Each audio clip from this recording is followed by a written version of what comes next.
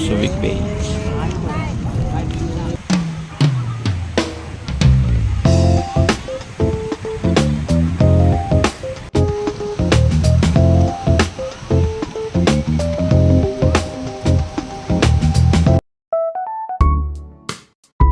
Biglaan ngang yaya sa amin ng tita namin. Punta daw kami ng Subic. Siyempre, alam mo na, pag Subic, dagat yan. Alas 8 na nga ng gabi na makaalis kami dito sa Molino. Nauna na nga bumiyahe mga tita namin kasi mag-ahadaw pala sila ng accommodation. So halos nabot nga kami ng 5 oras na biyahe. Galing kami ng Molino, MCX, North Expressway at ayan, nag-exit na kami ng San Fernando. So dumaan na nga lang kami dyan ng Nelapian papunta ng Olongapo. So Baloilong Beach lang pala yung napuntahan namin dyan. So ayan nga, dumating kami ng madaling araw at ayan yung lugar. AMD Perios Place ang aming natuluyan. So ayan yung lugar nila, lalo na dito sa beach.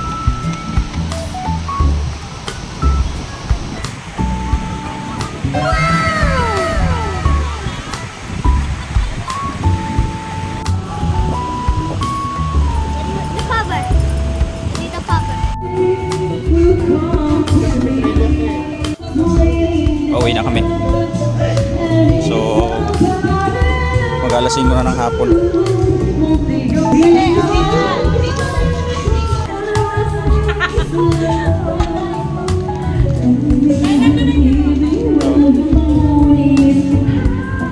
Sininong lang yung hindi nakasama sa picture.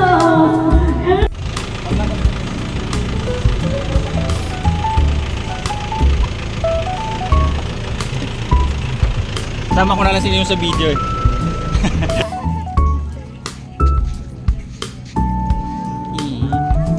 Sila nakapunta na dito dati, pabalik-balik pag nagpipil trip sila dito. Pabalik-balik sila. Nandito May- yung ano. Gusto mo to?